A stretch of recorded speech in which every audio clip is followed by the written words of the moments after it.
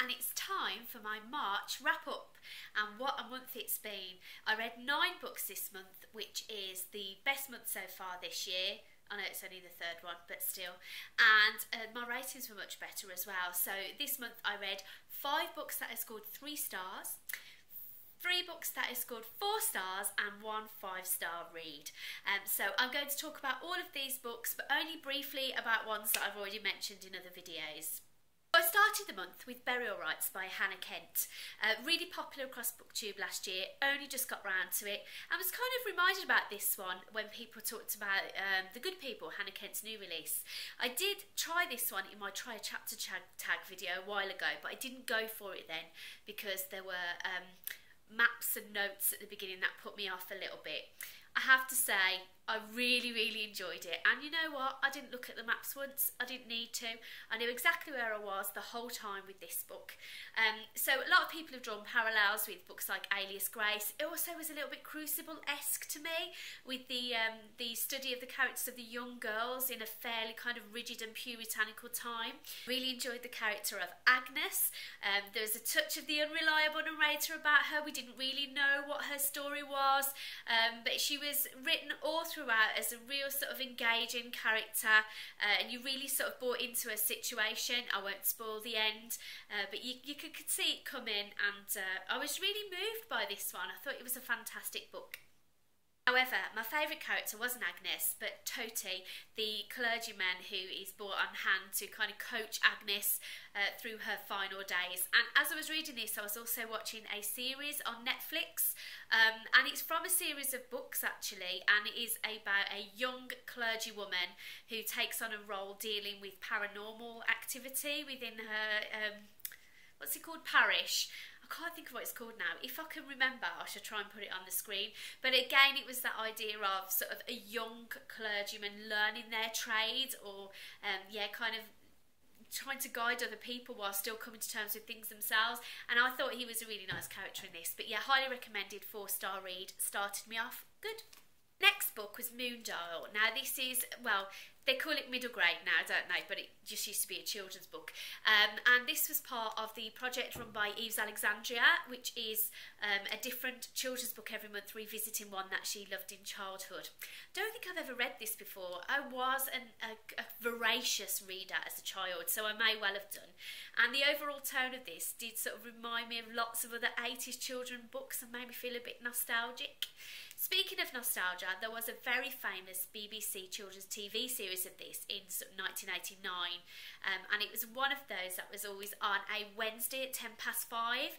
So I remember Monday and Thursday, it was always after news round. Monday and Thursday was Blue Peter, Tuesday and Friday was Grange Hill, and Wednesday was the drama. And Moondial was one of those, and it really captured my imagination. It's the story of Minty, who's a young teenager who gets sent to live on the grounds of a stately home, which is a real stately home, I believe, somewhere in maybe Leicestershire or Lincolnshire, somewhere like that, while her mother goes into hospital. It goes on a magical, fantastical adventure involving time slips and meeting children from times gone past who are encountering problems, and she's able to help them out. I think this is the kind of story which really made me fall in love with those time slip narratives.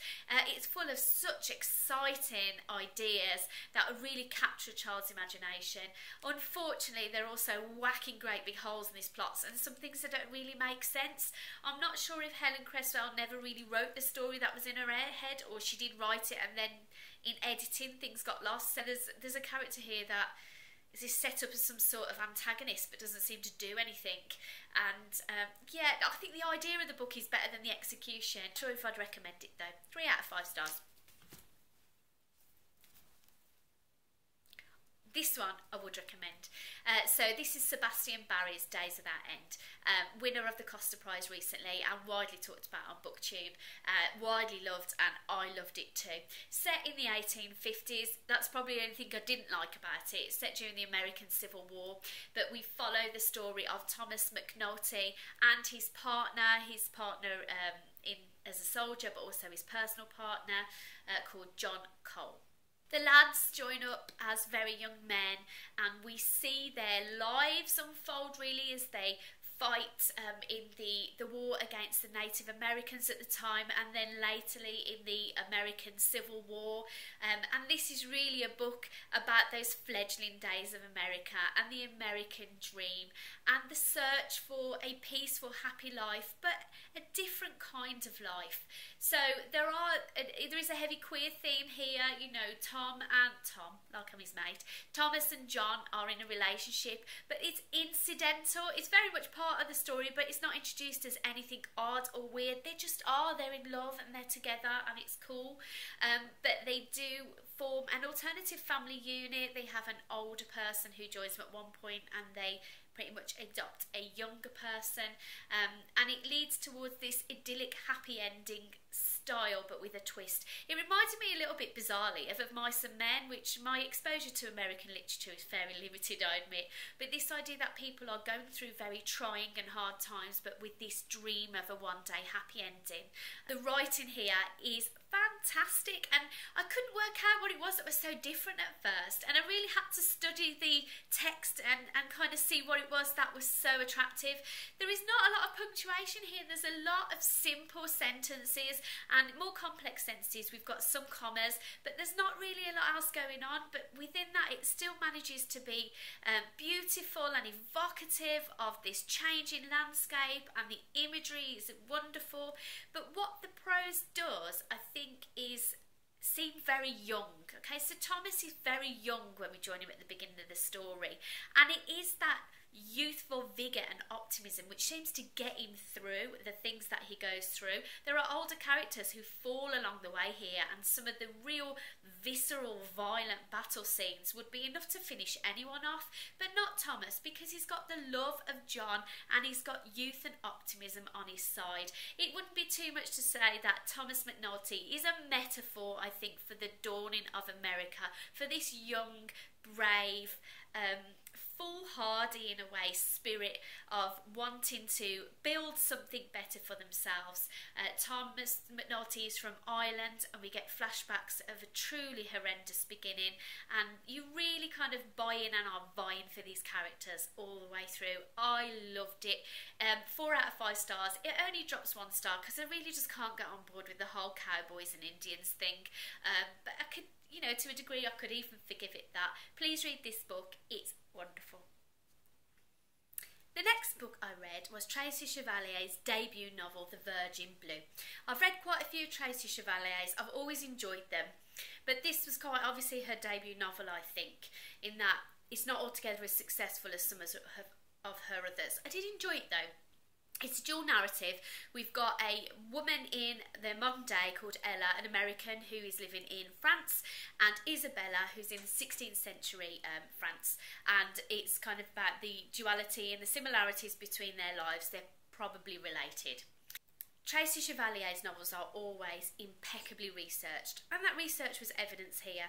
And I don't know a lot about French history, so that was really interesting. And it was a very kind of pacey, page-turning novel without ever sacrificing quality of writing. So yeah, it was a good read. I think what came later in her work was her characters are more successful. The modern day character Ella is just really quite annoying, and her motivations aren't always obvious, and there's a little bit of insta-love, or at least insta-attraction going on here. So the characters sometimes felt just like a little bit of a vehicle for the research, but it was fairly successful, and yeah, it was one of those okay reads. I think it was one of my 50p charity shop jobs. It was released in the late 90s, I believe, so it's quite old now. This is another one that is older. It's taken me a while to get to. I'm holding it at a weird angle because of the glare. It's Mohsin Hamid's The Reluctant Fundamentalist. Again, he's got a new book out, Exit West, which sounds really good, so I thought I'd go back and read this one before I went for Exit West. This is quite unusual in that it's a first-person narrative, and it's kind of in real time, or at least it just documents one meeting between the main character, the reluctant fundamentalist, and a kind of shady American figure who we think is probably a policeman. It's never made completely clear, and this book is famous for its really ambiguous ending. I enjoyed it, but I did feel it was probably of its time. This smacks very much of a post 9/11 novel. Now, the repercussions of what happened on 9/11 we're still feeling today, and with the ensuing war and the implications for just global events, really. But this really felt like it was written in the aftermath of that event, and the situation has perhaps moved on now, so I wish I'd have read it at the time. But yeah, it was okay, a very quick, simple read. The first person narrative was a little bit clunky at times because we had to see the other characters' actions through the eyes of the narrator, so it was a little bit like, I see you would like a piece of cake, I see you are now drinking a cup of tea, and sometimes that jarred a little, but overall the story was interesting, some quite challenging themes, and I thought he was a very interesting character. These two, The Year of the Ladybird by Joyce and The Proof of Love by Catherine Hall, I talked about in my 1976 video linked underneath, so won't say anything else other than really enjoyed them both, cracking reads. Fates and Furies by Groff was one I wasn't really expecting to pick up, but I came across it cheap in a charity shop and I'd seen it lots on BookTube, so decided to give it a whirl. This is, it's been compared to Gone Girl in that it's half the book is told from the male's point of view and the other half is told from his wife, the female's point of view. And it is about what goes on in a marriage, what we know of each other and how everybody has their secrets and lies. I enjoyed this.